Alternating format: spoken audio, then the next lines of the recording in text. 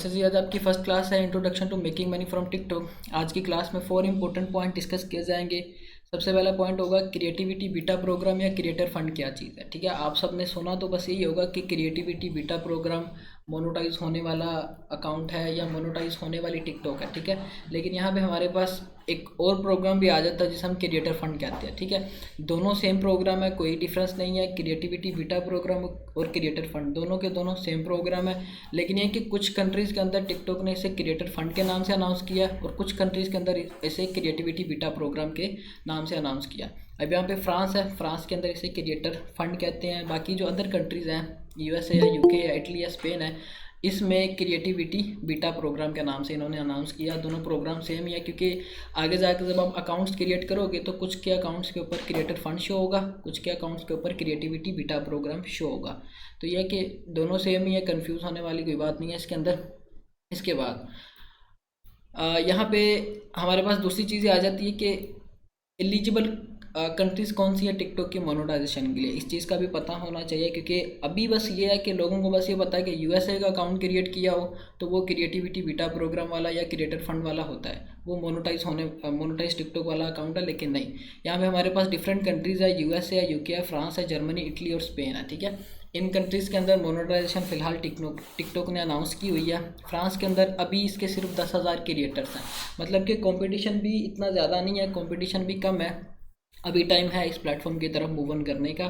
Facebook का तो ये सिस्टम अभी फ़िलहाल हो गया है कि काफ़ी ज़्यादा कंपटीशन है। रील्स, एड्स और रील्स पे जो काम कर रहे हैं, कोई भी क्रिएटर निकालो उसके 5-5, 6-6 पेजेस निकलते हैं, तो कंपटीशन काफ़ी ज़्यादा होगा। यहाँ पे कोई कंपटीशन नहीं होगा, और जितनी भी चीज़ें मैं आपको ड्यूरिंग लेक्चर्स प्रोवाइड करूँगा वो सब आपने अपने तक ही रखनी है, क्योंकि इसके अंदर कुछ ऐसी चीज़ें भी होनी हैं।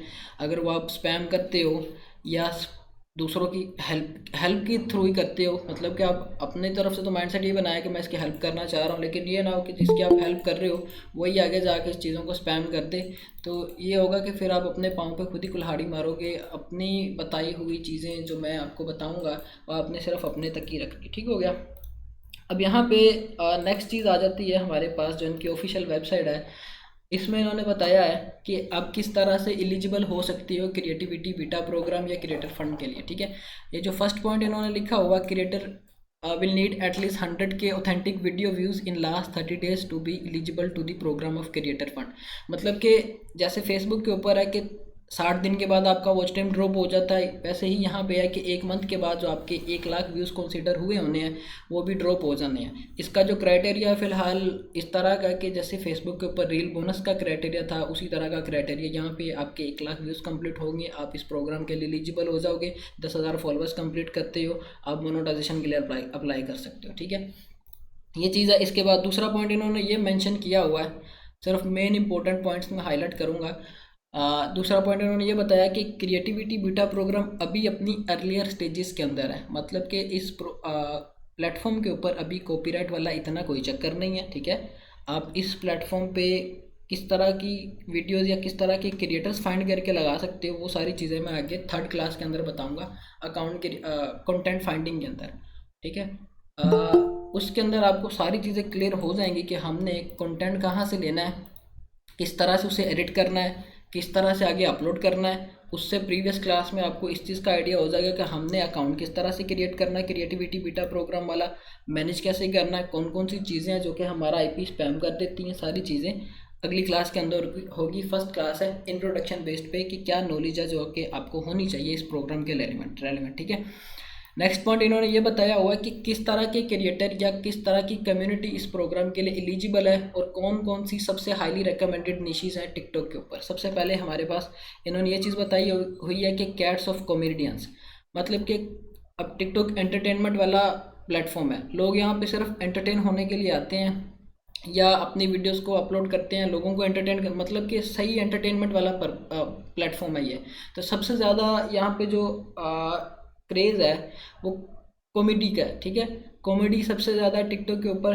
अब आपने भी क्रिएटर इसी तरह के निकालने हैं जो कि कॉमेडी को ही प्रमोट करते हो या कि कॉमेडी वाला कंटेंट बनाते हो। अब जब 2016 के अंदर सितंबर में फर्स्ट टाइम टिकटॉक लॉन्च हुई थी, तो ये दोयान के नाम से लॉन्च हुई थी, जो कि चाइना की अभी टिकटॉक है। ठीक है, फिर आगे जाके इन्होंने इस चीज़ को चेंज कर दिया। चाइना और जापान के लोगों के लिए इन्होंने दोयान एप्लीकेशन को सेपरेट कर दिया है, और अदर एशियंस और प्रीमियम कंट्रीज़ वाले जैसे यूएसए यूके वाले हैं, इनके लिए इन्होंने टिकटॉक के नाम से अनाउंस कर दी। अभी फ़िलहाल दोयान के ऊपर कोई इस तरह का प्रोग्राम नहीं है, सिर्फ अभी इन्होंने टिकटॉक के लिए इस तरह का प्रोग्राम अनाउंस किया है, क्योंकि टिकटॉक के ऊपर पॉपुलेशन ज़्यादा है। अब कोई भी प्लेटफॉर्म है, जब उस पर अच्छी खासी ऑडियंस हो जाती है तो वो अपनी मोनेटाइजेशन अनाउंस करवा देती है, या कोई इस तरह का वे ले आती है कि लोग मज़ीद हमारे प्लेटफॉर्म की तरफ आए या इंटरेक्ट हो हमारे प्लेटफॉर्म की तरफ। ठीक है, इसी वजह से इन्होंने भी मोनेटाइजेशन अनाउंस करवाई है कि अगर हमारे प्लेटफॉर्म के ऊपर अब सबसे ज़्यादा ऑडियंस है तो हम इस ऑडियंस को मज़ीद किस तरह से अपने प्लेटफॉर्म पर इंगेज रख सकते हैं। उसके लिए इन्होंने ये क्रिएटिविटी बीटा प्रोग्राम या क्रिएटर फंड का प्रोग्राम अनाउंस किया, जो कि अगले 3 साल के लिए चलेगा। ठीक है, ये प्रोग्राम सिर्फ अगले 3 साल के लिए चलेगा फिलहाल के लिए, जो इन्होंने अपनी ऑफिशियल वेबसाइट पे बताया हुआ। आगे का पता नहीं, हो सकता है कि ये मज़ीद इसकी ड्यूरेशन को इंक्रीज़ कर दें। ठीक है, इसके बाद दूसरा नंबर हमारे पास आ जाता है कि रेनोवेटर ऑफ बॉडी बिल्डर्स, मतलब कि दूसरी टाइप की जो कैटेगरी है जो सबसे ज़्यादा टिकटॉक के ऊपर देखी जाती है, वो या तो फिटनेस की कैटेगरी है, चाहे उसमें फीमेल्स का कंटेंट हो या मेल्स का कंटेंट हो, या दूसरी है कि बॉडी बिल्डिंग का कंटेंट हो। ठीक है, ये सबसे ज़्यादा हाइप क्रिएट करने वाला टिकटॉक के ऊपर अभी कंटेंट है दूसरे नंबर पे। ठीक है, उससे पहले कॉमेडी है, क्योंकि सबसे ज़्यादा लोग एंटरटेन होने के लिए इस प्लेटफॉर्म पे आते हैं। फिर इसके बाद सिंगर्स हैं, फिर आर्टिस्ट है, फिर डांसर, फिर म्यूजिशियन और फिर एजुकेशंस है। ये 4-5 ऐसे निशीज़ हैं जो कि सबसे ज़्यादा टिकटॉक के ऊपर वायरल है, और आपने भी इन्हीं को ही टारगेट करना होगा आगे जाके, जो मैं आपको 3rd क्लास के अंदर बताऊँगा। ठीक हो गया।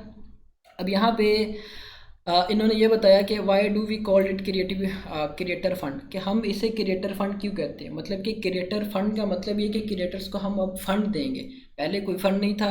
बिल्कुल ये है कि आपके जितने मर्जी व्यूज़ आ जाएं, जो मर्जी आ जाए, या तो सिर्फ आपकी अर्निंग होती थी कॉइन बेस्ड पे, जो कि पाकिस्तान के अंदर भी काफ़ी पिछले दिनों चली थी। उसका तो ये हिसाब था कि भाई आपने कॉइन्स आपके जितने होने थे, फिर उस हिसाब से उन्होंने आपको अर्निंग कन्वर्ट करके देनी थी। लेकिन ये एक सेपरेट चीज़ है, ये मोनेटाइजेशन की तरह है। ये जैसे यूट्यूब और फेसबुक है, उसी तरह आपका क्राइटेरिया कंप्लीट होगा, आपकी वीडियोज़ के ऊपर आपको अर्निंग होगी। ठीक है, तो ये सारी चीज़ें इस तरह से होंगी। फिर इस तरह नेक्स्ट पॉइंट उन्होंने बताया कि why have you start a creator fund, कि आपको क्यों ये स्टार्ट करना चाहिए, कि ये प्रोग्राम आपको क्यों ज्वाइन करना चाहिए। ये मेन चीज़ कहने का मकसद यही है कि इस प्लेटफॉर्म के ऊपर सबसे ज़्यादा ऑडियंस है, अभी सबसे ज़्यादा एक्टिव ऑडियंस है।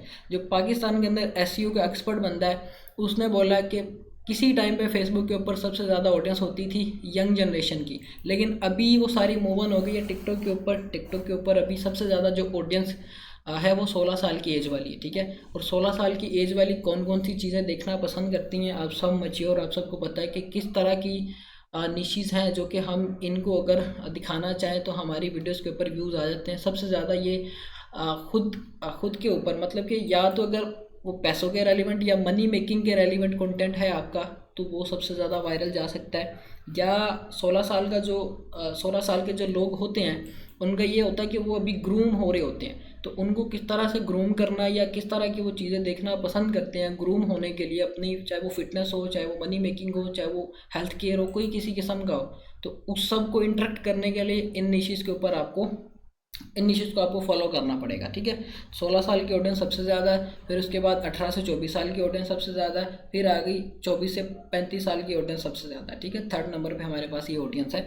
तो इन चीज़ों को आपने अट्रैक्ट करना, ये नहीं कि आप ऐसे कंटेंट्स निकालो जो कि आपको अच्छे लगते हैं, आपने इस चीज़ को भी चेक करना है कि आपकी ऑडियंस को किस तरह की चीज़ पसंद है। ठीक है, अब आज की क्लास के बाद आप सबने करना ये है कि अब सबने टिकटॉक यूज़ करनी है, वो मैं बताऊंगा कौन सी टिकटॉक यूज़ करनी है और क्या क्या चीज़ें आपने उसमें नोट डाउन करनी है। ठीक है, इसके बाद इन्होंने जो नेक्स्ट पॉइंट बताया है कि is there a fix number of creator who can take a part, मतलब कि यहाँ पे कोई फिक्स नंबर है कि मतलब कि 100-200 या 1 लाख व्यू क्रिएटर ही बस ज्वाइन कर सकते हैं। इन्होंने बताया कि नहीं, यहाँ पे किसी किस्म की कोई लिमिट नहीं है, हर तरह का क्रिएटर यहाँ पे आ सकता है, सिर्फ 2 क्रिएटर्स को छोड़ के। ठीक है, और उसकी तरफ आपने जाना भी नहीं है। सबसे पहले अगर आप एडल्टिज़म की तरफ जाते हो, अगर आप एडल्ट कंटेंट टिकटॉक के ऊपर लगाने की कोशिश करते हो, एक तो ये वैसे भी इस्लाम में हराम चीज़ है। दूसरा ये कि टिकटॉक भी आपको इसके ऊपर कम्युनिटी गाइडलाइन देगा, पहला कंटेंट ये। दूसरा कंटेंट है कि अगर आप गन्स के रेलिवेंट कंटेंट लगा रहे हो, मतलब कि आप असले की नुमाइश कर रहे हो, फिर भी आपको ये वार्निंग्स देंगे आपकी उस वीडियो के ऊपर जिस पे ये डिटेक्ट करेंगे कि हाँ आपने इस तरह से इसके ऊपर गन्स की वीडियो लगाई हुई है, कम्युनिटी गाइडलाइन आपको आई है, या तो आप इसको रिमूव कर लें या प्राइवेट कर लें। अगर आप रिमूव नहीं करते तो वो आपकी पहली वार्निंग कंसीडर हो जाएगी। 3 वार्निंग्स के बाद आपका या तो अकाउंट सस्पेंड हो जाता है या आपका अकाउंट डिलीट हो जाता है, ठीक है। इस चीज़ को आपने ध्यान में रखना है। फिर इसके बाद नेक्स्ट पॉइंट आ जाता है कि इन्होंने जो अगले 3 साल के लिए बजट रखा हुआ है वो कितना है। इन्होंने 231 मिलियन यूरोस रखे हुए हैं अगले 3 साल के लिए। 231 मिलियन यूरोस एक अच्छी खासी अमाउंट है जो कि अगले 3 साल के लिए इन्होंने रखी हुई है। और यहाँ पे अगर यूएसए के ऑडियंस को टारगेट करते हैं आप, तो समझ लें कि 1 मिलियन व्यूज़ के ऊपर आपके $1000 की अर्निंग होनी है, क्योंकि 1000 व्यूज़ के ऊपर $1 मिल रहा है अभी यहाँ पे, ठीक है। यूएसए के ऑडियंस को अगर आप टारगेट करते हो, उससे भी हाई सीपीएम की तरफ जाना है तो फिर आप नीदरलैंड के ऑडियंस को टारगेट करोगे, या फिर आप नॉर्वे के ऑडियंस को टारगेट करोगे, ठीक है, या फिर आप ऑस्ट्रेलिया के ऑडियंस को टारगेट करोगे। और ऑस्ट्रेलिया का किसी भी प्लेटफॉर्म के ऊपर सबसे हाई सीपीएम है, चाहे वो यूट्यूब है, फेसबुक है या टिकटॉक है। उसके बाद डेनमार्क का, फिर नॉर्वे या फिर यूनाइटेड स्टेट चौथे नंबर पे आता है हाई सीपीएम में, ठीक है। 5वें नंबर पे हमारे पास सेमी प्रीमियम कंट्रीज आ जाती हैं, सिंगापुर, ठीक है। सिंगापुर का $15 फेसबुक के ऊपर सीपीएम है, 1000 व्यूज़ के ऊपर आरपीएम सीपीएम है, सॉरी। तो यह कि इस प्लेटफॉर्म के ऊपर भी अगर आपने ग्रूम करना है तो इन्हीं 5 कंट्रीज़ को आपने टारगेट करना है हाईएस्ट सीपीएम लेने के लिए। ये नहीं कि अगर आप पाकिस्तानी कंटेंट लगा रहे हो या पाकिस्तान का कोई वायरल क्रिएटर्स भी चाहे लगा रहे हो तो आपकी वो अर्निंग होनी नहीं जो आप एक्सपेक्ट कर रहे हो सकता है कि आपके 1 मिलियन व्यूज़ के ऊपर वो आपको $100 भी ना दे, ठीक है। आरपीएम पाकिस्तान का, इंडिया का, एशिया के जो इस तरह की जीडीपी के लिहाज से कंट्रीज़ है जिनका जीडीपी लो है, उनका आरपीएम भी काफ़ी ज़्यादा लो है। तो आपने सिर्फ ये 5 कंट्रीज़ ही टारगेट करनी है। सबसे पहले ऑस्ट्रेलिया, सबसे हाईएस्ट सीपीएम कंट्री, $20 है इसका फेसबुक के ऊपर, ठीक है। इसके ऊपर भी अच्छा खासा, लेकिन अभी इन्होंने मेंशन नहीं किया हुआ कितना है, ठीक है। ये सिर्फ आपकी वीडियोज़ के ऊपर ही है कि आपकी वीडियो किस तरह परफॉर्म कर रही है। फिर इसके बाद डेनमार्क है, नॉर्वे या फिर यूनाइटेड स्टेट है, और फिर आपके पास सिंगापुर है। 5 कंट्रीज़ हैं हाईएस्ट सीपीएम वाली। अब एक तो ये होगा कि आरपीएम इस तरह से आपको मिलेगा कि अगर आपकी वीडियो यूएसए के अंदर देखी जा रही है तो आपका हाई आरपीएम होगा। अब दूसरी चीज़ ये भी मैटर करती है कि उस वीडियो को कितने सेकंड लोग देख रहे हैं। ये ना हो कि आपकी 1 मिनट की वीडियो है उसको लोग 3-4 सेकंड देख रहे हैं, तो वो चाहे आपका जितना मर्जी हाई आरपीएम हो, क्वालिफाइड व्यूज़ आपके बहुत कम कंसिडर होने हैं उसके अंदर, ठीक है। मैं यहाँ पे दिखाता हूँ आपको आरडीपी के अंदर कि ये चीज़ किस तरह से इम्प्लीमेंट करती है। आरपीएम आपका किस तरह से अर्निंग के ऊपर मैटर करता है, ठीक है। एक पाकिस्तानी कंटेंट है, पाकिस्तानी कंटेंट की अर्निंग और तरह की होगी अगर आप पाकिस्तानी ऑडियंस को टारगेट करते हो, और यूएसए की ऑडियंस है उसकी अर्निंग और तरह की होगी। ये नहीं कि आप बस यही कंसीडर कर रहे हो कि अगर पाकिस्तान के ऑडियंस पे भी काम किया जाए तो आरपीएम हमारा अच्छा ही मिलना है, पाकिस्तानी ऑडियंस पे आपको आरपीएम अच्छा नहीं मिलना, ठीक है। तो ये चीज़ आपने ध्यान में रखनी है, क्योंकि अभी यहाँ पे जो आरपीएम चल रहा है पाकिस्तानी ऑडियंस का वो सेंट्स के अंदर, सेंट्स से भी कम चल रहा है, 0.038, फिर आगे जाके 10 आता है, इस तरह से फिर आहिस्ता आहिस्ता इंक्रीज़ होता है। मेन चीज़ सिर्फ 2 चीज़ें मैटर करती हैं यहाँ पे। एक तो क्वालिफाइड व्यूज़ है जो कि है 1 मिनट की वीडियो यहाँ पे मोनेटाइज होती है, वो तो आपको लगानी ही लगानी है। अब उस 1 मिनट की वीडियो को मैक्सिमम लोग 40 से 50 सेकंड देख रहे हैं तो वो आपके क्वालिफाइड व्यूज़ कंसीडर होंगे, ठीक है। उसके बाद ये चीज़ भी देखी जाएगी कि ये व्यूज़ किस कंट्री से आ रहे हैं, ठीक है। अगर वो यूएसए से आ रहे हैं तो आरपीएम आपका इंक्रीज़ होगा, बूस्ट होगा, $1 तक जाएगा, $1.5 तक जाएगा। वही अगर आपके व्यू सारे पाकिस्तान इंडिया के आ रहे हैं तो आरपीएम भी आपका पाकिस्तान इंडिया वाला ही होना है, ठीक है। तो ये चीज़ आपने ध्यान में रखनी है। फॉर एग्जांपल ये एक अकाउंट है, इसके ऊपर मेरे ख्याल से जो ऑडियंस है वो यूएसए की है, क्योंकि 2 अकाउंट्स थे यहाँ पे जो कि सेम नाम के थे, एक यूएसए की ऑडियंस वाला था, एक पाकिस्तानी ऑडियंस वाला था। अब ये यूएसए की ऑडियंस वाला अकाउंट है, ठीक है। इसके ऊपर अभी 51 के फॉलोअर्स है, 4 मिलियन मतलब 40 लाख इसके ऊपर अभी लाइक्स आए हैं। अब एक और चीज़ मैं आपको दिखाता हूँ। अब यहाँ पे एक गलती है जो आपने नहीं करनी, जो कि सिर्फ मैंने ये चीज़ अपने स्टूडेंट्स को कन्वे करने के लिए की थी कि हाँ वाकई ही ये इस तरह से होता है कि नहीं होता। आईपी चेंज का सबसे बड़ा इशू है यहाँ पे। वो क्या है, अब यहाँ पे जो वीडियोस के ऊपर व्यूज़ आ रहे हैं वो कितने आ रहे हैं, मतलब यहाँ पे अभी 300 आए हैं, 500 आए हैं, 400, मतलब 1700, ये इतने इतने कम व्यूज़ आ रहे हैं। हालांकि इसके ऊपर जो फॉलोइंग है वो 51,000 है, सारी की सारी रिकमेंडेशन के ऊपर कोई बूस्टेड नहीं है, ठीक है। मतलब 1000-2000 व्यूज़ आ रहे हैं मोनेटाइज होने के बाद से, ठीक है। उससे पहले व्यूज़ अच्छे आ रहे थे, वो भी मैं आपको दिखाता हूँ कि इसके बाद गलती क्या हुई है जिस वजह से ये इशू फेस करना पड़ा, ठीक है।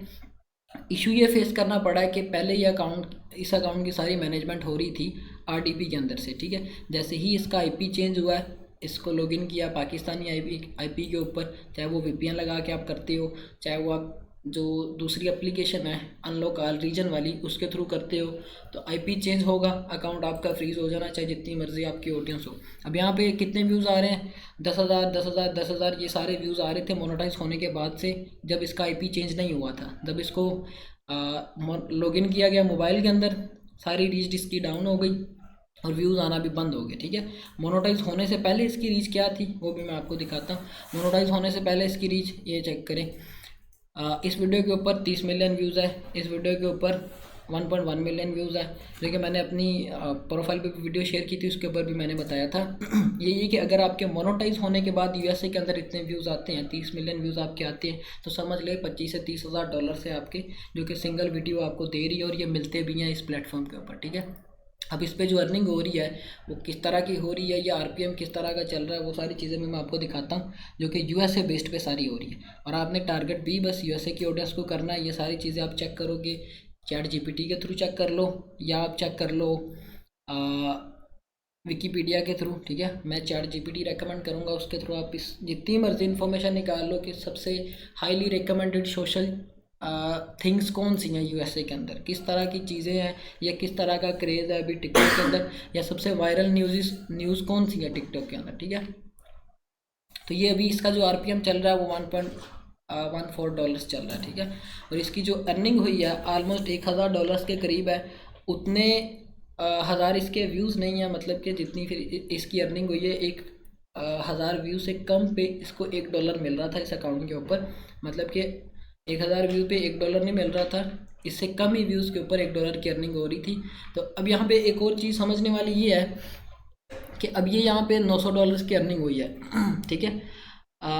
अगर मैं व्यू बैलेंस पे क्लिक करता हूँ तो मुझे यहाँ पे बताएंगे कि आपका जो बैलेंस है अभी वो $112 थे, शायद $112 है, ठीक है। अभी ये $112 क्यों बैलेंस के अंदर काउंट किए हुए हैं इन्होंने, ठीक है। इनका जो पे आउट अपडेट होता है वो हर पहली तारीख को अपडेट होता है, फर्स्ट डेट को इनका पे आउट अपडेट होता है। मतलब कि पहली तारीख तक आपकी जितनी भी अर्निंग प्रीवियस डेज में हुई होगी वो सारी अपडेट होके आपके बैलेंस में आ जाएगी, और ये अर्निंग आगे आपको 15 तारीख को मिलेगी, ठीक है। अब ये $112 मुझे इस 15 तारीख को मिलने हैं, और आगे जो मेरी $900 की अर्निंग हुई है वो मुझे मिलनी है अगले मंथ की फर्स्ट तारीख को, जब ये सारी अर्निंग बैलेंस में काउंट हो जाएगी। फिर अगले मंथ की 15 तारीख को मुझे जो दूसरी अर्निंग है $900 की वो मिलेगी। आप सबका भी यही सारा होगा। तो ये है कि पेपल भी आप किसी भी कंट्री का लगा सकते हो, कोई इशू नहीं है। जिनके पास पेपल नहीं है वो इस तरह से करें कि जिनके रेलिवेंट्स गए हुए हैं आउट ऑफ कंट्रीज, आप उनको बोलो कि हमें आप पेपल बना के उनकी लॉगिन दे दें। लॉगिन में आपने क्या लेना, उनसे जीमेल लेनी और उसका पासवर्ड ले लेना, ठीक है। और कोई किसी किस्म की चीज़ रिक्वायर्ड नहीं है, ना ही आपने बूस्टेड वे से क्राइटेरिया कंप्लीट करना है। पहले था कि जब ये प्रोग्राम स्टार्ट किया था तो बूस्टेड वे से भी क्राइटेरिया कंप्लीट करने से अच्छे व्यूज़ आ जाते थे, लेकिन ये कि एल्गोरिदम अपडेट किया इन्होंने, जैसे कि इन्होंने वेबसाइट पर बताया कि हम डेली बेसिस पे स्लोली अपने एल्गोरिदम पे काम कर रहे हैं, इसको बेहतर कर रहे हैं। एक ना एक दिन जाके यहाँ पे भी कॉपीराइट ख़त्म होना, लेकिन अभी यहाँ पे स्टार्ट है जैसे फेसबुक पे स्टार्ट था, ठीक है। तो आप यहाँ से बहुत बड़ी अपॉर्चुनिटी है, अर्निंग कर सकते हो, ठीक है। तो यह है कि सिर्फ आपके पास पेपल हो, आरडीपी है आपके पास तो वेल एंड गुड है। आरडीपी भी आपने एमुलेटर वाली लेनी है, जिनके पास नहीं है उन्होंने क्या करना है कि या तो कोई पेड वीपीएन ले लें। पेड वीपीएन लेने के बाद जैसे नोड वीपीएन है इसके अंदर होगा, नोड वीपीएन आप ले लो पेड। उसके बाद आप अपने कंप्यूटर के अंदर एलडी प्लेयर इंस्टॉल कर लो। एलडी प्लेयर ब्लू स्टैक से भी लाइट सॉफ्टवेयर है, ठीक है। ये एसेसरीज़ आपने कंप्लीट करनी है सेकंड क्लास से पहले, क्योंकि अगर ये एसेसरीज़ कंप्लीट नहीं होंगी सेकंड क्लास आपकी हो भी जाएगी तो आपको समझ नहीं आएगी कि क्या किया और किस तरह से हमने करना, ठीक है।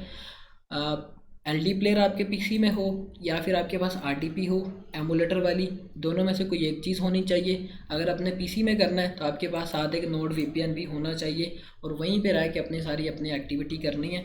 नोट वीपीएन भी कोई स्पैम वाला नहीं लेना, कि लोग जो सेल करते हैं वो या तो टेलीग्राम से उठा के आपको देते हैं या आपको वो देते हैं फेक वेबसाइट से उठा के। वो कुछ देर चलता है, उसके बाद 1-2 दिन चला, उसके बाद उसने बंद हो जाना, फिर जो जिससे आपने वीपीएन लिया है वो आपकी बात भी नहीं सुनता। ठीक है, तो ये चीज़ आपने अपनी एसेसरीज कंप्लीट करनी है। इसके बाद हमारे पास जो नेक्स्ट पॉइंट आ जाता है, जो कि क्राइटेरिया है, who is eligible for creativity beta program. Countries कौन कौन सी हैं? USA, UK, France, Italy, Spain. ठीक है, ये आपकी कंट्रीज़ हैं जिनके अंदर आपकी मोनेटाइजेशन एलिजिबल है। आप इन कंट्रीज़ के आईपी पे रह के अपना अकाउंट क्रिएट करोगे क्रिएटिविटी बीटा प्रोग्राम वाला, जो कि मैं नेक्स्ट क्लास में बताऊंगा। उसके बाद आपके अकाउंट के ऊपर 18 साल से ऊपर की डेट होनी चाहिए। यहाँ पे एक चीज़ आपने ध्यान में रखनी है कि जो जीमेल्स आप यूज़ करोगे उनकी डेट ऑफ बर्थ और आपके अकाउंट की डेट ऑफ बर्थ सेम होनी चाहिए। ठीक है, इसके बाद नेक्स्ट पॉइंट आपके पास आ जाता है कि आपके अकाउंट के ऊपर 10,000 फॉलोअर्स कंप्लीट होने चाहिए, 1 लाख व्यूज़ कंप्लीट होने चाहिए, जो कि लास्ट 30 डेज़ में आपने कंप्लीट करने होंगे। आपकी ये क्राइटेरिया कंप्लीट होगा, मतलब आपके 30 दिन के अंदर 1 लाख व्यूज़ कंप्लीट हो गए, फिर आप मोनेटाइजेशन के लिए अप्लाई कर सकते हो। अप्रूवल रेशियो भी सबसे हाई है, मतलब 80 to 90% चांस है कि आपका अकाउंट अप्रूव होगा, रिजेक्ट नहीं होगा। अगर रिजेक्ट होता भी है तो नेक्स्ट टाइम आपका अकाउंट अप्रूव हो जाएगा। ठीक है, इसमें किसी किस्म का नहीं कि अगर एक दफ़ा से रिजेक्ट हुआ तो फिर वो अप्रूव नहीं जल्दी होता। अप्रूवल रेशियो भी काफ़ी हाई है यहाँ पे। अब यहाँ पे 1 लाख व्यूज़ वाली जो गेम है ना, इसको आपने थोड़ा सा समझना है। 30 दिन के अंदर आपके व्यूज़ कंप्लीट हुए हैं, आपने मोनेटाइजेशन के लिए अप्लाई किया है, आपका अकाउंट अप्रूव हो गया है, फिर ये चीज़ आपके अकाउंट के ऊपर इम्प्लीमेंट नहीं करेगी। फिर चाहे आपके 100-200 व्यूज़ भी आए, कोई इशू नहीं है मोनेटाइज होने के बाद, जैसे फेसबुक के पेजेस हैं। ठीक है, अगर यही क्राइटेरिया आपका 30 दिन के अंदर कंप्लीट होता है, मतलब कि आपके चाहे 90,000 व्यूज़ भी हैं, 30 दिन हो गए हैं, पहली से आपको फिर से ज़ीरो से स्टार्ट करना पड़ेगा। ठीक है, अब यहाँ पे नेक्स्ट पॉइंट आपके पास है कि आपने कम्युनिटी गाइडलाइंस के अगेंस्ट कंटेंट अपलोड नहीं करना है। ये चीज़ों ने इन्होंने अपनी वेबसाइट पे बार बार बताई हुई है, लेकिन यहाँ पे फ़िलहाल के लिए कोई किसी किस्म का कॉपीराइट का इशू नहीं है। आप टिकटॉक के क्रिएटर्स को उठा के टिकटॉक पे भी लगा सकते हो, कैसे लगाना है वो सारी चीज़ें नेक्स्ट क्लासेस जो होंगी उनके अंदर आपको मैं बताऊँगा, सारी चीज़ें आपको क्लियर हो जाएंगी। ठीक है, ये पॉइंट्स थे। इसके बाद मैं फिर से रिवाइज करवा देता हूँ। सबसे पहले आप एलिजिबल किस तरह से हो सकते हो? आपके 1 लाख व्यूज़ कंप्लीट होने चाहिए प्रीवियस 30 डेज़ के अंदर। अगर प्रीवियस 30 डेज़ में 1 लाख व्यूज़ कंप्लीट नहीं होते तो वो आपका क्राइटेरिया फिर से ज़ीरो से मल्टीप्लाई कर देना, ज़ीरो से आपको स्टार्ट कर देना करना पड़ेगा। और यहाँ पे नेक्स्ट पॉइंट जो इंपॉर्टेंट है, कम्युनिटी गाइडलाइंस के अगेंस्ट इन्होंने बोला हुआ है कि आपने कंटेंट अपलोड नहीं करना है, लेकिन ये अभी अपनी अर्लियर स्टेजेस में है। कम्युनिटी गाइडलाइन को अगर आप इस तरह से फॉलो करो कि आप अपनी वीडियोस को एडिट करना है, वो कैसे करना है, नेक्स्ट क्लासेस आपकी इनके ऊपर होंगी। बाकी ये ओवरव्यू की क्लास है, सारी चीज़ें आपने इसके अंदर समझनी है। अब कंटेंट जो फाइंड करना, आपने कंटेंट को आपने ध्यान में रखना है कि जो निशेज़ मैंने बताई हैं आपको, कैट्स ऑफ कॉमेडियन या कॉमेडी के रेलिवेंट कंटेंट है, चाहे वो फैमिली वाला कॉमेडी कंटेंट है या स्टेज शो वाला कॉमेडी कंटेंट है। ये नहीं कि पाकिस्तान के स्टेज शो, गोरों के जो स्टेज शो वो उनकी बात कर रहा हूँ मैं। ठीक है, इसके बाद रेनोवेशन ऑफ बॉडी बिल्डिंग या फिटनेस के रेलिवेंट, ये दूसरी बड़ी निश है फिर टिकटॉक के ऊपर। इसको अगर आप टारगेट करते हो तो आपके अच्छे खासे व्यूज़ भी आएंगे, कंटेंट भी वायरल होगा। और ये जो बॉडी बिल्डिंग की वीडियोज़ है इनको आप मर्ज करके 1 मिनट की भी बना सकते हो। ये नहीं कि अगर कॉमेडी वाली कोई वीडियो है तो वो आपको अगर एक रील मिलती है 30 सेकंड की तो उससे अब आप नहीं बना सकते, क्योंकि उसने जो 30 सेकंड में बात की है वो आप जितना मर्जी मल्टीप्लाई करना चाहो वो 30 सेकंड की जो उसने बात की है वो 30 सेकंड तक ही रहनी है। ठीक है, अब जब बॉडी बिल्डिंग की बात आ जाती है तो यहाँ पे आप इस वीडियो को मर्ज कर सकते हो।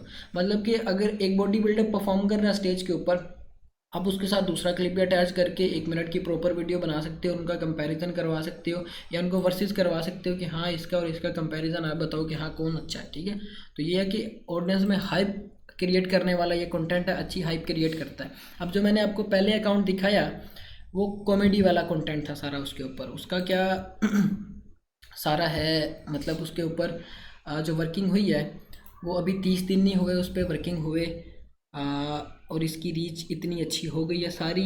जो इस पर वर्किंग हुई थी पहले वो आरडीपी के थ्रू हुई थी गूगल क्रोम से। आपने भी आरडीपी के थ्रू गूगल क्रोम से ही करना है, सिर्फ आपने एमुलेटर के थ्रू क्रिएटिविटी बीटा प्रोग्राम वाला अकाउंट क्रिएट करना है, क्योंकि ये प्रोग्राम इन्होंने रखा ही सिर्फ एंड्रॉयड यूज़र्स के लिए है। ठीक है, अगर आप इस तरह से करते हो कि आप गूगल क्रोम के अंदर ही अपनी टिकटॉक की आईडी बनाते हो तो वो आपकी क्रिएटिविटी बीटा प्रोग्राम वाली आईडी नहीं बनेगी, आपको इसके लिए एमुलेटर यूज़ करना पड़ेगा, एंड्रॉयड बेस्ड कोई चीज़ यूज़ करनी पड़ेगी, चाहे वो आप RDP में कर लो, चाहे वो आप मैं जो एप्लीकेशन दूंगा उसके थ्रू कर लेना, कोई इशू नहीं आएगा, ठीक है। अब यहाँ पे मैं इसकी अगर अपडेट करता हूँ इसको लास्ट 60 डेज़ में, जो कि अभी इसको हुए नहीं है, तो इस पर 33 मिलियन टोटल व्यूज़ आए हैं। प्रोफाइल पे कितने लोगों ने विज़िट किया है, 2,14,000 लोग इस प्रोफाइल पे क्लिक करके विज़िट किया लोगों ने कि प्रोफाइल किस तरह की है, किस तरह का क्रिएटर है, ठीक है। फिर इसके बाद 4.1 मिलियन इसके ऊपर लाइक्स हैं, ठीक है। ये मेन डैशबोर्ड आपका होता है। इसके बाद इसमें नेक्स्ट चीज़ आपके पास होती है कि कंटेंट आपका प्रीवियस डेज में सबसे ज़्यादा वायरल कौन सा क्या है। अब ये एक वीडियो है, ऑलमोस्ट मिलियन व्यूज़ के ऊपर गई है, फिर इसके बाद ये 5 लाख व्यूज़ के ऊपर है। फिर आहिस्ता आहिस्ता ये डाउनफॉल की तरफ जो वीडियोस आपकी आती हैं वो आपको बताते हैं कि हाँ प्रीवियस 7 डेज़ के अंदर आपकी ये वो सारी वीडियोस थी जो सबसे ज़्यादा वायरल गई हैं, ठीक है। फिर इसके बाद फॉलोअर्स की बारी आ जाती है। अब फॉलोअर में चीज़ें देखने वाली हैं। सबसे पहले तो ये कि यहाँ पे आपको ये बताएंगे कि आपके अकाउंट के ऊपर फॉलोअर्स कितने हैं। अभी 50,000 फॉलोअर्स है, जो कि ये ग्राफ के थ्रू बता रही हैं, जो वेव्स ये मूव कर रही हैं ये आपके फॉलोअर्स को मेंशन कर रही है कि इस तरह से आपके अकाउंट के ऊपर फॉलोअर्स आ रहे हैं, ठीक है। अब दूसरी चीज़ है कि जेंडर कौन सा है। जेंडर है मेल और फीमेल है, ऑलमोस्ट सेम ही है। लेकिन यहाँ पे देखने वाली चीज़ ये है कि आपके अकाउंट के ऊपर मोस्टली ऑडियंस किस टाइम एक्टिव है, और उसी टाइम आपने अपनी सबसे अच्छी वीडियो क्वालिटी वीडियो अपलोड करनी होती है। ये जो एल्गोरिदम है ये सारा इन्होंने USA बेस्ड पे ही बनाया हुआ है कि आप इस चीज़ को डिटेक्ट करते हुए अपनी ऑडियंस को टारगेट कर सकते हो कि आपकी ऑडियंस किस टाइम सबसे ज़्यादा एक्टिव होती है, आप उसी टाइम अपनी वीडियोस को अपलोड करो ताकि आपको रीच अच्छी मिले, ठीक है। यहाँ पे अगर बात की जाए सबसे पहले 12 AM की, तो सबसे कम ऑडियंस 7,000 फॉलोअर्स एक्टिव थे। फिर आहिस्ता आहिस्ता यहाँ से इंक्रीज़ होते गए हैं, यहाँ पे आके इंक्रीज़ होना शुरू हुए सुबह 6 AM को, ठीक है। 6 AM को ऑडियंस इंक्रीज शुरू होना शुरू हुई है, और ये गई है आगे 2 PM तक, क्योंकि मोस्टली इस तरह से है कि 12 बजे के बाद रीच काफ़ी अच्छी आती है। वो कोई भी प्लेटफॉर्म है, चाहे वो फेसबुक है, टिकटॉक है या यूट्यूब है, 12 बजे के बाद, 12 बजे का मतलब पाकिस्तान के 12 बजे के बाद नहीं, USA के 12 बजे के बाद। ये चीज़ आपने वेबसाइट से चेक करनी है कि डिफरेंट स्टेट्स के अंदर अभी टाइम क्या चल रहा है, ठीक है। USA की मेरे ख्याल से 50 के 51 स्टेट्स हैं, तो इनमें टाइम डिफरेंस भी काफ़ी ज़्यादा है। ये ना हो कि आप अपनी तरफ से तो USA का टाइम ही फॉलो कर रहे हो, लेकिन ये कि आप उस स्टेट को टारगेट कर रहे हो जिसकी ऑडियंस कम है। कैलिफोर्निया सबसे बड़ी स्टेट है, अब कैलिफोर्निया में सबसे ज़्यादा ऑडियंस है इनकी एक्टिव है, फेसबुक के ऊपर भी और टिकटॉक के ऊपर भी। आपने कैलिफोर्निया की ऑडियंस को टारगेट करना है, अपने यूट्यूब गूगल के ऊपर भी जो सर्च करना है वो भी आपने कैलिफोर्निया का टाइम लिख के सर्च करना है। कैलिफोर्निया के टाइम जोन के ऊपर आपने अपनी वीडियोस को अपलोड करना है। वो किस तरह से अपलोड करना होगा, आपने पाकिस्तान के मुताबिक शाम 6 बजे को कैलिफोर्निया का टाइम मैयर करते हुए हर 3 घंटे के गैप के बाद अपनी वीडियोस अपलोड करनी है अकाउंट के ऊपर। रात के टाइम ये सारी वीडियोस अपलोड करनी, शेड्यूल नहीं करनी। शेड्यूल वाला यहाँ पे भी नहीं रीच देता, ठीक है, फेसबुक के ऊपर भी नहीं देता और यहाँ पे भी आपको रीच नहीं आती। 3 घंटे के गैप के बाद आपने अपने अकाउंट के ऊपर वीडियो अपलोड करनी होती। फॉर एग्जाम्पल अगर आपने 6 बजे की या फिर 9 बजे या फिर 12 बजे, फिर आपने इसके बाद 3 बजे, ये 4 वीडियोज़ आपने डेली बेसिस पे अपलोड करनी है। और यहाँ पे दूसरी चीज़ है कि आपने हैशटैग्स कौन से यूज़ करने हैं, क्योंकि लोग यहाँ पे बड़ा कंफ्यूज होते हैं। कोई भी प्लेटफॉर्म है वो हैशटैग के बिहाफ पे ही आपकी वीडियो को वायरल करता है, चाहे वो फेसबुक है, यूट्यूब है, चाहे टिकटॉक है, जो कि मैंने पहले बताया। अब हैशटैग लोग क्या करते हैं, हैशटैग वायरल लगा देंगे, हैशटैग वायरल वीडियो लगा देंगे। इस तरह के हैशटैग पे ऑलरेडी काफ़ी ज़्यादा वीडियोस बनी हुई हैं, काफ़ी ज़्यादा इसके ऊपर बिलियंस में व्यूज़ है, टिकटॉक ने खुद जो बताया हुआ है। तो आप इन हैशटैग को यूज़ नहीं करोगे, आप हैशटैग वो यूज़ करोगे जो अभी ग्रूम हो रहे हैं, ये जो ट्रेंड में चल रहे हैं। ट्रेंड में कौन से हैशटैग चल रहे होते हैं, जो कि अभी मिलियन तक पहुंचे होते हैं, मतलब कि जिनके ऊपर अभी मिलियन व्यूज़ आए होते हैं, वो अभी ग्रूम हो रहे होते हैं। उस तरह के आप हैशटैग यूज़ करोगे, जो कि अगली क्लासेस में आपको बताऊँगा। मैं सिर्फ ये बेसिक इन्फॉर्मेशन थी जो कि आपने नोट डाउन कर लेनी है, ताकि मुझे बार बार समझाना ना पड़े, क्योंकि प्रीवियस जो बैच 6 हुआ है उसमें उन्होंने ये गलती की थी। मैंने बताया भी था उनको कि चीज़ें आपने नोट डाउन करनी है, उन्होंने नोट डाउन नहीं की। जब आगे जाके उनकी टीम्स बनी है काम करने के लिए, 4 टीम्स बनी थी, 20 स्टूडेंट्स थे, 5-5 स्टूडेंट्स की टीम बनी थी। तो उनको ये नहीं था पता कि हमने शुरू कहाँ से करना और ख़त्म कहाँ से करना, फिर से मुझे उनको दोबारा से समझाना पड़ा, ठीक है। तो इसी वजह से ये बैच भी लेट शुरू किया था। दूसरा ये कि क्लासेस के रेलिवेंट मैं चीज़ें क्लियर कर दूं।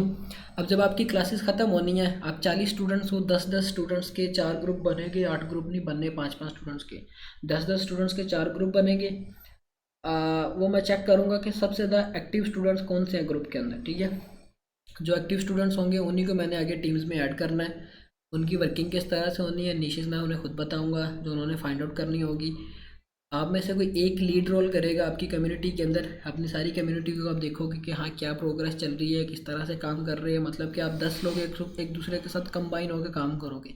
ये नहीं कि अगर आप फॉर एग्जांपल एक बंदा अकेला काम करता है, उसके और 10 बंदे मिलके काम करते हैं और उसके काम करने में बड़ा डिफरेंस होता है। हो सकता है कि जो अकेला बंदा काम कर रहा है वो सिर्फ अपनी सोचता कि वो घूमता रहे, उसको वो चीज़ें नहीं समझ आए, कि हो सकता है कि उसके जो साथ वाला मेंबर है उसको पता हो, ठीक है।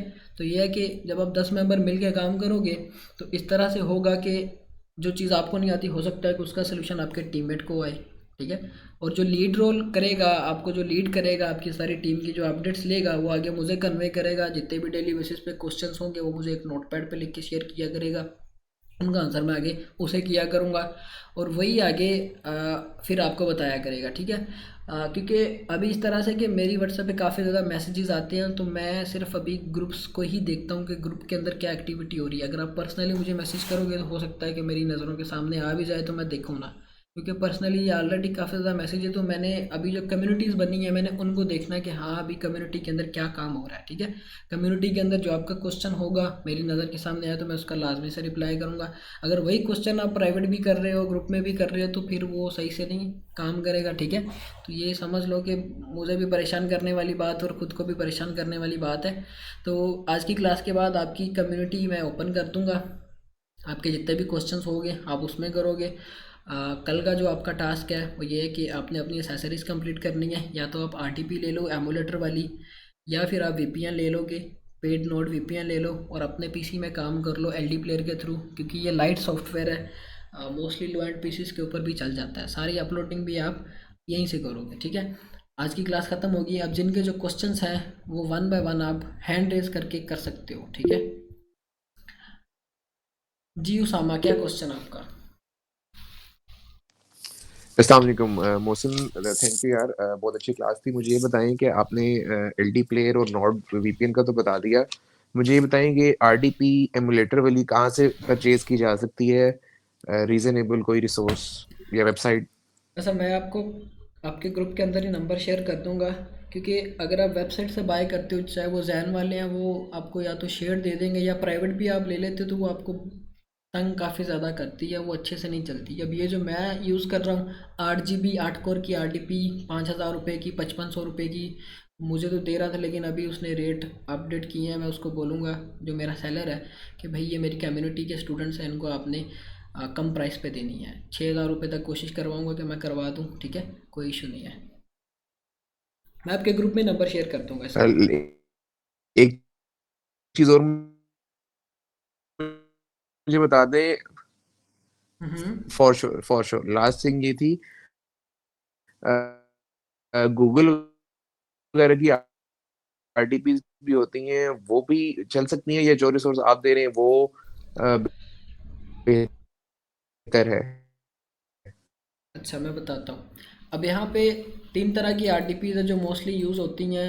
माइक्रोसॉफ्ट अजूर की, फिर इसके बाद दूसरी है गूगल क्लाउड की, तीसरी है अमेज़ॉन की। अब ये जो गूगल क्लाउड की और अमेज़ॉन की आरडीपी है, इसके अंदर आपका एमुलेटर नहीं चलता। सिर्फ अमेज़ॉन की आरडीपी आपको क्वेश्चन समझ मैं बता आ गया रहा मेरा? हूँ मैं बता रहा हूँ मैं बता रहा हूँ मैं बता रहा हूँ।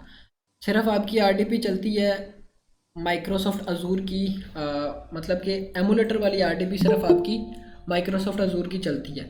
अब अगर आप बाय करना चाह रहे हैं वेबसाइट से, तो आप बाय करोगे माइक्रोसॉफ्ट अजूर की ही आपने आरडीपी यूज़ करनी है, और किसी किस्म की ना तो गूगल क्लाउड की यूज़ करनी है, ना ही आपने अमेज़ॉन वालों की AWS की आरडीपी यूज़ करनी है। इनका कोई फ़ायदा नहीं होगा, इनके अंदर एमुलेटर नहीं चलता। सिर्फ माइक्रोसॉफ्ट अजूर की आरडीपी के अंदर आपका एमुलेटर सही से वर्क करता है। परफेक्ट, थैंक यू, बहुत शुक्रिया। ओके हो गया, ओके हो गया। जी नासिर, क्या क्वेश्चन आपका? हसन नासिर, बांग्लादेश से, आई थिंक सो।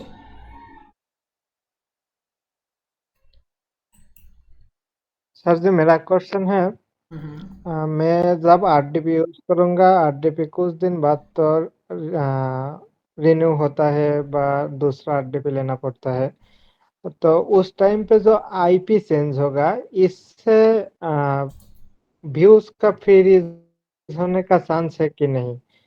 अच्छा, अब यहाँ पे जो आप आरडीपीज लेते हो वो लेते हो सिर्फ 30 डे यूज़ वाली है जो रिप्लेसमेंट देते हैं 25 दिन की। आप आरडीपी लो रीन्यूएबल, ठीक है। रीन्यूएबल आरडीपी का ये कि आपने उसके अंदर जो भी वर्किंग की होती है, मतलब आपने प्रीवियस 30 डेज में उसमें जितनी भी आईडीज़ लॉगिन की है या जितने भी अकाउंट्स पे काम कर रहे हो, 30 दिन के बाद जब आप रीन्यू करवाओगे तो वो वहीं से उसी आईपी को आगे कंटिन्यू करके देगा, आपको आरडीपी चेंज करके नहीं देगा। इससे आपका आईपी चेंज नहीं होगा, ठीक है। ठीक है। और दूसरी बात है, आप हम्म। जो कम्युनिटी इशू का एक एडल्ट कंटेंट बोला और दूसरी जो कंटेंट बोला वो मेरे को क्लियरली नहीं आया, तो वो किया था। गन्स का कंटेंट मतलब बंदूकों वाला कंटेंट। अच्छा, ठीक हो गया। ठीक है सर। ओके ठीक ओके। हो गया। अच्छा, सदीम आरडीपी की सर्विस कैसी है? नहीं यार, मैंने बोला भी है कि ये सर्विस प्रोवाइड जो करते हैं वेबसाइट्स पे, इनसे ना लें। आपको ये जो मैं स्पेसिफिक पर्सन दूंगा आप उससे आरडीपी ले लो, या आप सिर्फ नोड वीपीएन के थ्रू अपने पीसी से काम कर लो। क्योंकि ये जो वेबसाइट्स हैं ये आपको बड़ा तंग करती हैं, आपकी प्राइवेसी भी लीक हो सकती है। इस चीज़ की मैं फिर आगे जिम्मेदारी नहीं लूँगा। आप आरडीपी ले भी लेते हो, उसमें एमुलेटर सही से ना चले, एमुलेटर अगर चल भी जाए तो उसमें आपकी टिकटॉक सही से ना चले, तो फिर आपके लिए समझ लो कि आपके पैसे ज़ाया होने हैं। तो यही है कि जो चीज़ मैं रेकमेंड कर रहा हूँ सिर्फ आप उसी चीज़ को आगे फर्दर जो है ना उसी गाइडेंस पे आप अमल करो, ठीक है। अब यहाँ पे जी वहीद भाई, क्या क्वेश्चन आपका? अस्सलाम वालेकुम। वालेकुम अस्सलाम। हेलो, मेरी आवाज़ आ रही है? वालेकुम अस्सलाम, आ रही है आवाज़ आ रही है आपकी। एक मिनट में लैपटॉप से हूँ। थोड़ी आवाज़ स्लो आ रही है। जी अभी आ रही है? आ रही है आपकी आवाज़ आ रही है। अच्छा, फिलहाल आप किसी और का आंसर वो उठा, मेरा तो इश्यू है चले आवाज़ का। मैं किसी और से जी। इबाद, आप बताए क्या क्वेश्चन आपका? मलिक इबाद। मोहसिन भाई के इसके व्यूज कैसे पूरे होंगे? एक 1 मिलियन और फॉलोअर 10 के, और एक जो अकाउंट मार्केट में मिल रहे हैं वो कैसे मिलते हैं, जो 200-300 मिल रहा होता है? अच्छा, ये गुड क्वेश्चन किया आपने कि हमने 1 मिलियन नहीं है, 1 लाख व्यूज़ है, वो कैसे कंप्लीट करने हो, 10,000 फॉलोअर्स कैसे कंप्लीट करने हैं। अब ये सारी चीज़ें आपने रिकमेंडेशन पे कंप्लीट करने, 1 मंथ आप प्रॉपरली देते हो इस चीज़ को, वो किस तरह से करना है, आपका जो रोड मैप होगा वो किस तरह का होगा, वो मैं एक दफ़ा से सबको क्लियर कर दूँ। अब सब एक अकाउंट पे काम नहीं करोगे, आप मल्टीपल अकाउंट्स पे काम करोगे। अगर किसी की टाइम लिमिटेशंस इतनी नहीं है, मतलब कि उसके पास फ्री टाइम ज़्यादा होता है, तो वो आप 10 अकाउंट्स पे काम करोगे। अगर किसी की टाइम लिमिटेशन ज़्यादा है, उसके पास टाइम कम है, तो फिर आप 5 अकाउंट्स के ऊपर काम करोगे। मल्टीपल अकाउंट्स पे काम करने का फ़ायदा ये होगा आपको कि आपके अगर एक अकाउंट पे किसी किस्म का इशू आता भी है तो आपके पास पीछे 4 और अकाउंट्स है, कोई एक वायरल भी हो जाए तो उसने वो पीछे जो 4 अकाउंट रह जाने हैं उन सबकी कसर भी निकाल देनी है। इस वजह से आपने मल्टीपल अकाउंट्स पे काम करना है। अब दूसरी चीज़ है कि क्राइटेरिया कैसे कंप्लीट होगा, वो सारा रिकमेंडेशन पे कंप्लीट करना है, ना तो बूस्टेड वे से कंप्लीट करवाना है। 1 मंथ के अंदर हो जाता है अगर आप टिक के इस चीज़ को समझो तो, ठीक है। काफ़ी ज़्यादा स्टूडेंट्स ने 15-15 दिन के अंदर अर्निंग की है। मैंने अपनी प्रोफाइल पे सारे स्टेटस भी शेयर किए हैं उनके कि उन्होंने 15-15 दिन के अंदर सीखा भी है और अर्निंग भी स्टार्ट की है। तो सिर्फ ये आपके टाइम देने पे है, चीज़ों को समझने पे है। मुझसे पूछेंगे, मैं 10 बार पूछेंगे, मैं 10 बार बताऊंगा, लेकिन करना आपने खुद है। जब तक आप करेंगे नहीं तब तक आपके ना तो व्यूज़ कंप्लीट होने हैं ना ही फॉलोअर्स कंप्लीट होने हैं। फिर बात आ जाती है बूस्टेड की तरफ, वो आपने लेने नहीं है, अकाउंट आपका बिल्कुल फ्रीज हो जाता है, ठीक है। दूसरा ये कि अब जो मार्केट से जो अकाउंट मिलते हैं उनके थ्रू काम कर सकते हैं कि नहीं कर सकते। मार्केट में भी डिफरेंट तरह के अकाउंट्स होते हैं, एक लो रीच अकाउंट्स होते हैं, एक हाई रीच अकाउंट्स होते हैं, ठीक है। अब ये जो हाई रीच अकाउंट है ये मैंने कल जो इजाज़ अहमद ने पोस्ट की थी उसके पोस्ट के नीचे मैंने एक कमेंट किया था कि ये इतना आसान नहीं है जितना आप लोगों को बता रहे हो। ये वाकई इतना आसान नहीं है, जो लोग समझ रहे हैं कि सबसे ज़्यादा अगर अर्निंग हो रही है तो ये सबसे ज़्यादा आसान भी है, ठीक है। तो उसने, मैं फिर मेरी पोस्ट के नीचे फिर एक पर्सन ने बोला कि हमें बताएं किस तरह से काम किया जाए। मैंने उसको रिप्लाई करना चाहा कि हाँ यार आप ये सारी स्ट्रेटजी फॉलो करो। उन्होंने बोला था कि सब ने अपना हिस्सा डाला है सिखाने में। मैंने भी अपनी प्रोफाइल पे काफ़ी ज़्यादा वीडियो शेयर की हैं। वैसे भी मैं कुछ इंपॉर्टेंट गाइडेंस थी जो मैं देना चाह रहा था, लेकिन इजाज़ अहमद ने पता नहीं किस वजह से मुझे ब्लॉक कर दिया। शायद मैं कुछ बताना चाह रहा था या मैंने उस बात कुछ इस तरह की कर दी थी जो उसको लग गई है। तो ये है कि अब यहाँ पे 2 तरह के अकाउंट्स होते हैं। एक है हाई रीच अकाउंट, एक है लो रीच अकाउंट। लो रीच अकाउंट कौन से होते हैं? जो लोग बनाते हैं, एक एप्लीकेशन है टिकटॉक अनलॉक ऑल रीजन, उसके साथ प्लगइन मिलता है, ठीक है। मैं कोशिश करता हूँ अगर मेरे मोबाइल से आपको दिखाऊं तो, एक सेकंड में दिखाता हूँ सर आपको, उससे आपको आइडिया हो जाएगा कि हमने काम कैसे करना है। अब ये जो एप्लीकेशन है, इससे आपको काफ़ी अच्छा रिस्पांस आता था, लेकिन अब नहीं ये एप्लीकेशन रिस्पांस देती, क्योंकि टिकटॉक के एल्गोरिदम ने इस चीज़ को भी डिटेक्ट किया है कि भाई ये जो चीज़ आप कर रहे हो उसमें किसी किस्म की आप या तो प्रॉक्सी यूज़ कर रहे हो, उसके साथ जो प्लगइन है वो प्रॉक्सी की तरह काम करता है। मैं ये मीटिंग ज्वाइन करता हूँ अपने मोबाइल से, फिर मैं आपको दिखाता हूँ।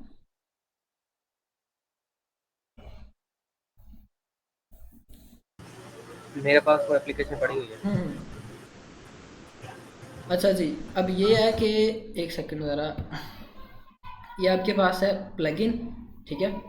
अब इसके अंदर क्या होता है, आपके पास डिफरेंट कंट्रीज़ आ जाती हैं, आप किसी भी कंट्री को यहाँ पे सेलेक्ट करोगे, आपको एक्यूरेट उसी कंट्री का वो कंटेंट दिखाएंगे, ठीक है।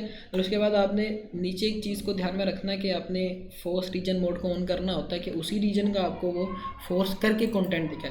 फिर उसके बाद उसी की टिकटॉक आपने चलानी होती, जो मैंने अभी आपको अकाउंट दिखाया, वो इस टिकटॉक के अंदर मैंने लॉगिन किया था सिर्फ ये चीज़ चेक करने के लिए कि आईपी पे वाकई ही इस तरह से असर पड़ता है, ताकि मैं ये राइट गाइडेंस अपने स्टूडेंट्स को कन्वे करूँ, तो वाकई ही ये चीज़ इम्पैक्ट करती है। अगर आप अपना आईपी चेंज करते हो तो आपकी रीच बिल्कुल ही डेड हो जाती है, ठीक है। अकाउंट आपने जो बाय करने हैं वो मैं फिर से एक दफ़ा क्लियर करूँ, अकाउंट हाई रीच मिलते हैं, मुझे भी काफ़ी कम मिले थे एक वियतनामी दोस्त से। मैं पता करूँगा, अगर तो वो सेलर एग्री हुआ तो उससे मैं उसका नंबर आपको शेयर कर दूँगा, या तो आप उसे USDT में पे कर देना, या फिर मैं कोई एक्सचेंजर दे दूँगा। वो मेरे ख्याल से पता नहीं, अब मुझे तब अकाउंट दिया था उसने एक 400 रुपये का, ठीक है। हाई रीच अकाउंट होते हैं, उसके ऊपर बैलेंस भी साथ शो करते हैं कि ये आपका बैलेंस है, ठीक है। तो वो अकाउंट और दूसरे जो ये स्पैम वाले बनाते हैं उनमें बड़ा डिफरेंस होता है। तो मार्केट से अगर आप किसी दूसरे से ये 200-300 का अकाउंट बाय करते हो तो वो समझ लो डेड अकाउंट है, वो फ़ायदा ही नहीं उनको बाय करने का। अगर बाय करने भी है तो वो हाई रीच वाले अकाउंट बाय करो या खुद बनाओ, ठीक है। जिसने हाई रीच वाले बाय करने हुए, मैं एक दफ़ा से बात करूँगा कि यार मेरे स्टूडेंट्स हैं तो करो थोड़ा सा कुछ, तो 5-5 10-10 अगर होते हुए तो आप सब ले लेना उससे, ठीक है। हॉटमेल पर अकाउंट करें तो कोई इशू सर नहीं। वन बाय वन यार, मैंने बोला तो है वन बाय वन। एक सेकंड, नंबर ही नहीं आ रहा हमारा। मैं बताता हूँ यार, नंबर आएगा, टेंशन क्यों लेते हो। अगर मीटिंग ख़त्म होती भी है तो मैं दोबारा से ज्वाइन करवा के सबके क्वेश्चंस लूँगा, ठीक है। हॉटमेल पे भी अकाउंट बन जाता है और आउटलुक मेल पे भी आपका अकाउंट बन जाता है, ठीक है। अब यहाँ पे सकलैन, आप बताएं क्या क्वेश्चन आपका,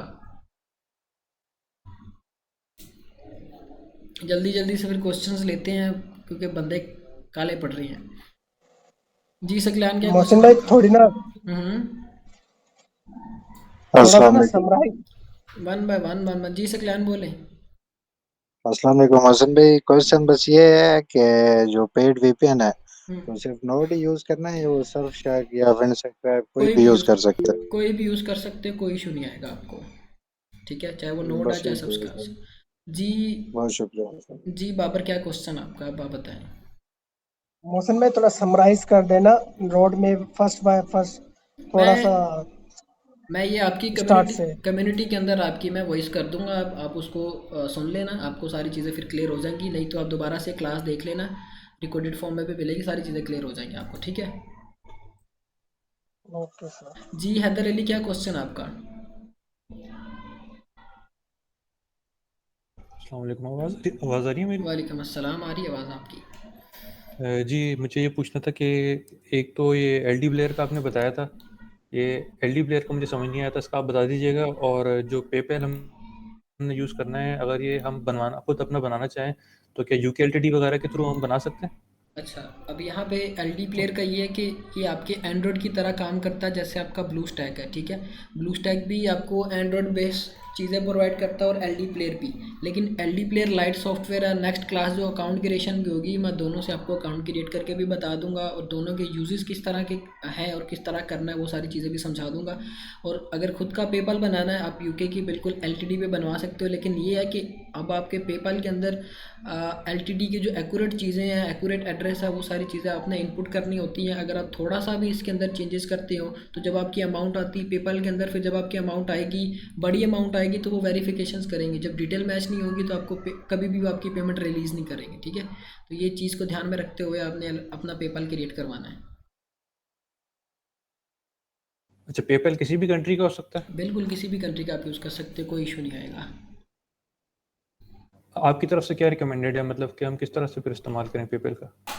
पेपैल ये कि मैंने बोला कि अगर आपका कोई रेलिवेंट है आउट ऑफ कंट्री, आपका ऑथेंटिक पर्सन है वहाँ पे, तो आप उसको बोलो कि वो आपको पेपैल एक क्रिएट करके दे दे, नंबर के ऊपर पेपैल की लॉगिन आगे आपको दे दे, ठीक है।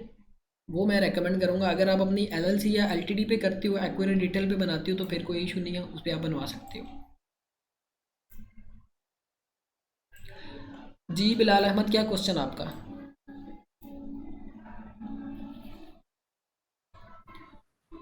ये पूछना चाह रहा था कि अगर हम किसी से मोनेटाइज अकाउंट बाय करते हैं तो वो तो जाहिर बात है कि आईपी चेंज होगी, तो क्या वो इफेक्ट पड़ेगा? हमें बाय करना चाहिए या अपना खुद ही करना चाहिए? आप कौन सा रिकमेंड करेंगे? नहीं, जो होते हैं हाई रीच अकाउंट जो मैंने अभी बताए हैं, उनका कोई इशू नहीं आता आईपी चेंज होने से भी।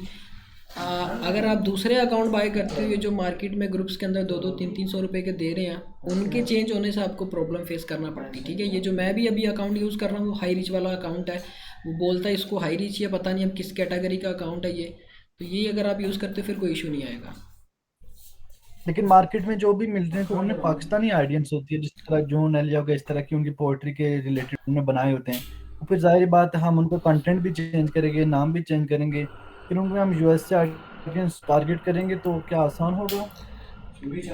मैंने बताया तो है कि पाकिस्तान की ऑडियंस के ये जो मार्केट वाले सेल कर रहे हैं उसके अंदर वो सारा पाकिस्तान का आईपी लगा होता है। पाकिस्तान की ऑडियंस ही आपको दिखानी है। जो मैंने आपको अकाउंट बताए हैं उनके अंदर आपको पाकिस्तान की ऑडियंस नहीं आएगी, ठीक है। ये चीज़ें मैटर करती हैं, लेकिन ये आहिस्ता आहिस्ता आपको आगे जाके समझ हो जाएंगे। इस तरह से आप कंफ्यूज हो जाएंगे अगर आप अभी इस तरह से मिक्सअप करना शुरू हो जाएंगे। जब आपके अकाउंट क्रिएशन की क्लास होगी उसके अंदर आपको चीज़ें क्लियर हो जाएंगी, ठीक है।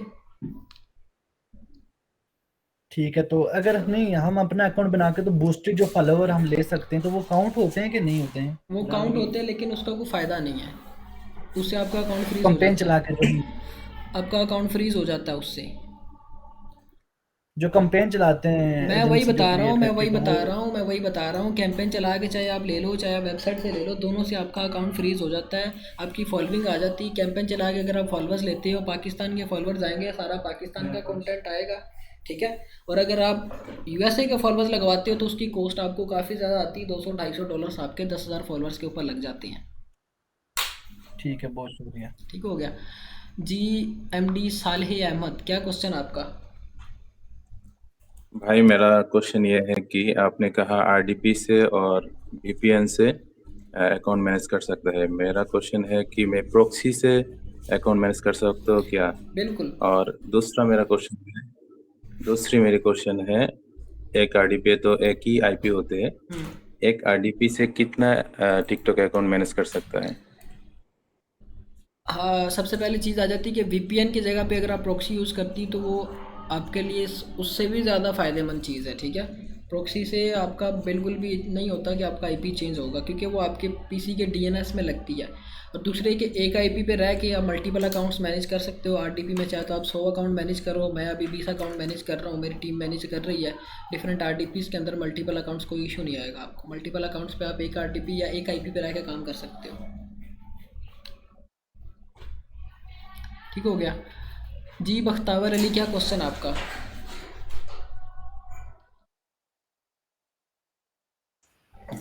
जी अस्सलाम वालेकुम भाई, आवाज़ आ रही है मेरी? वालेकुम अस्सलाम, आ रही है आवाज़ आपकी। अच्छा प्यारे भाई, मेरा एक तो ये क्वेश्चन था जो रिसेंटली इस भाई ने कर दिया कि एक आरडीपी के ऊपर हम मल्टीपल अकाउंट्स यूज़ कर सकते हैं, उसमें रीच वगैरह का अकाउंट इशू तो नहीं आएगा? बिल्कुल कोई इशू नहीं आएगा। तो सेकंड जी सेकंड मेरे पास ये क्वेश्चन है कि यार मेरे पास तकरीबन ओरिजिनल कंटेंट की मेरी 1000 वीडियोस पड़ी हुई हैं जो कि हमने यूट्यूब और फेसबुक पे ऑलरेडी काम किया हुआ है जिन वीडियोस पे। अच्छा तो उनमें से कुछ वीडियोस मैंने अपने एक अकाउंट के ऊपर टिकटॉक पे भी लगाई थी, तो उसके ऊपर तकरीबन कोई 8 लाख फॉलोअर्स हैं और कोई टॉप वीडियो 58 मिलियन व्यूज पे है। अच्छा तो अभी बोले बोले वो मैंने चंद एक वीडियो जो है वो लगाई थी और वो भी ऐसे टीम से लगवाई थी मैंने, प्रॉपर नहीं खुद नहीं किया था, और वो ऐसे ही मतलब हमारा एक फजूल सा अकाउंट था, मैंने वैसे ही लगाई और वो तो काफी अच्छा चल गया। तो मेरा बात करने का मकसद ये है कि क्या मैं उसी कंटेंट के ऊपर अपने मल्टीपल अकाउंट्स जो है वो क्रिएट करके तो जो मेरी फ्रेश वीडियोस पड़ी हैं वो यूज कर सकता हूँ? अच्छा ये ओरिजिनल कंटेंट मैं बता रहा हूँ अब फेसबुक टिकटॉक के ऊपर अभी ये है कि जिस तरह से मैं गाइड करूँगा वो सारा ओरिजिनल की तरह ही कंसिडर होगा। अगर आपका खुद का ओरिजिनल कंटेंट है वो फिर पाकिस्तान के ऑडियंस को टारगेट करने वाला होगा। अब देखिए ना, आपने मेहनत तो करनी है तो मेहनत वहाँ पे भाई करें। कंटेंट मैं बता जो रहा हूँ कंटेंट है वो सारा मशीनरी कंटेंट है। मशीनरी कंटेंट है, फिर बिल्कुल आप कर सकते हो। अगर प्रीमियम कंट्रीज को टारगेट करने वाला कंटेंट है तो फिर आप कर सकते हो, कोई इशू नहीं आएगा आपको। यार वो टोटल मेकिंग कंटेंट है फैक्ट्रीज का, ठीक वो है। मुझे आप पर्सनली शेयर कर देना ना, मैं चेक करके बता दूंगा, क्योंकि इस तरह से सही से ना मुझे समझ आनी है ना आपसे सही समझाया जाना है। ठीक हो गया? सही हो गया, सही हो गया। और सेकंड क्वेश्चन ये है कि आप मुझे ये बताते चलें कि मैक्सिमम हमने अपने एक अकाउंट को कितना टाइम देना है, अगर उस तक वो नहीं चलता तो हम उसे लीव करके नेक्स्ट पे शिफ्ट होते बिल्कुल, हैं। ये भी अच्छा क्वेश्चन ऐसे किया। नॉर्मली हम कर तो मल्टीपल अकाउंट्स पे रहे होंगे काम, बिल्कुल। लेकिन बाद मैंने ऐसे लोग देखे हैं ना, मैंने फेसबुक के अंदर कोर्स करवाया था तो उसमें एक लड़के ने, मैंने बाद में जब देखा तो 3 महीने के बाद वो लड़कों ने जो फर्स्ट टाइम पेजेस बनाए थे उन्हीं को घसीट रहे हैं, तो इस वजह से मैं बता रहा हूँ, बिल्कुल ही अच्छा क्वेश्चन किया आपने। एक अकाउंट का आपने 10 दिन तक देखना है, अगर उसकी रीच अनलॉक नहीं होती तो आपने उस अकाउंट को डिलीट करके उसकी जगह पे नया अकाउंट लिया ना। जो मैंने अपनी फेसबुक पे वीडियो शेयर की थी उसके अंदर भी बताया था कि अगर आपका एक अकाउंट परफॉर्म नहीं कर रहा 10 दिन तक, आपने उसके ऊपर डेली बेसिस पे एक्यूरेट टाइम पे जो मैंने बताए हैं उस पर वीडियोस अपलोड करते हो, रीच नहीं मिलती, उसको डिलीट करके उसकी जगह पे आप नया अकाउंट लेके आओगे। ठीक है, यहाँ पे रीच का समटाइम बड़ा इशू आता है। कुछ अकाउंट्स के ऊपर आपकी इतनी अच्छी रीच आ जाती है कि आपने एक्सपेक्ट नहीं की होती है, और कुछ अकाउंट्स के ऊपर आपकी रीच आती नहीं है। ठीक है, जिस पे रीच नहीं आएगी आपने उसको डिलीट करके उसकी जगह पे नया अकाउंट लेके आना है। ठीक हो गया? चलें, सही है। और इसके अलावा मैंने चंद एक पोस्ट आपकी भी मेरे ख्याल में एक पोस्ट देखी थी और चंद एक पोस्ट और भी देखी हैं कि जब आप अकाउंट क्रिएट कर रहे हो तब आपने डेट ऑफ बर्थ और नाम जो है वो सेम रखना है। बिल्कुल। तो अब मुझे ये चीज समझ नहीं आ रही, जब हम मल्टीपल अकाउंट्स क्रिएट करेंगे तो क्या हम मल्टीपल अकाउंट्स के ऊपर सेम नाम एक ही रखेंगे? ये देखिए ना, ये मैं बताता हूँ कल आपकी क्लास होगी, उसके अंदर सारी चीज़ें आपको पता चल जाएंगी, बस परेशान ना हो आप। ठीक हो गया? चलें, सही है, थैंक यू। हो गया। अच्छा जी, यहाँ पे शारिक क्या क्वेश्चन आपका, जो ये कह रहे कि हमारी बारी कब आनी है? आपका क्वेश्चन ले लेते हैं पहले। अस्सलाम वालेकुम सर। वालेकुम अस्सलाम। सर शुक्रिया, आपने बारी दी हमें। जी जी। सर मेरा क्वेश्चन ये था, मैं फेसबुक पे काम करता हूँ, मेरे पास नोड वीपीएन है, तो ये एलडी क्लाउड का क्या सिस्टम होगा, थोड़ा समझा दें। ये बाय करना पड़ेगा या? अच्छा, अगर आपके पास नोड पेड वीपीएन है तो कोई इशू नहीं है। कल आपकी क्लास होनी है अकाउंट क्रिएशन के ऊपर, कल नहीं परसों होनी है। कल आपने अपनी एक्सेसरीज कंप्लीट करनी है, परसों आपकी क्लास होगी। उसके अंदर मैं आपको पहले तो आरटीपी के अंदर अकाउंट क्रिएट करना बताऊंगा, फिर उसके बाद आपने एलडी प्लेयर कैसे यूज़ करना है, उसके अंदर अकाउंट कैसे क्रिएट करना है वो भी बताऊंगा। ठीक है, दोनों वेज बताऊंगा। तो सर ये बाय करना पड़ेगा? नोड वीपीएन आपको बाय करना पड़ेगा, एलडी प्लेयर फ्री है। ठीक है सर, नोड वीपीएन तो है हमारे पास, बस एलडी प्लेयर। बस ठीक है, वो फिर इंस्टॉल कर लीजिएगा आप। ठीक हो गया जी। उमैर क्या क्वेश्चन आपका? अच्छा, आपका रेलिवेंट स्पेन में है, लैपटॉप टीम व्यूवर के थ्रू अगर आप एक्सेस आपको मिलती है तो आप वहाँ से अपनी सारी मैनेजमेंट कर सकते हो, चाहे वो टिकटॉक की है। जैसे मैं आरडीपी यूज़ कर रहा हूँ उसी तरह से आप उसके अंदर या तो ब्लू स्टैक कर लो या एलडी प्लेयर कर लो। ये भी आप मुझे पर्सनली बताना, मैं आपको सारी चीज़ें गाइड कर दूंगा। ठीक हो गया जी? पर व्हाट्सएप ग्रुप को ओपन रख सकते हैं ताकि एक दूसरे मैं की कर हेल्प हो दूंगा, जाए। मैं ये आज की क्लास के बाद आपका ग्रुप ओपन हो जाएगा जी। जैनली क्या क्वेश्चन आपका? मीटिंग एंड होने वाली है वैसे भी। सर मेरा यही क्वेश्चन था कि किस टाइम हम अगर आरडीपी में एक ही एमुलेटर के अंदर एक अकाउंट लॉगिन करते हैं, हम मल्टीपल अकाउंट वो मैं एक तो आंसर कैसे करता हूँ लॉगिन आपको होंगे? ग्रुप के अंदर, मीटिंग एंड हो रही, मैं आंसर करता हूँ ग्रुप में।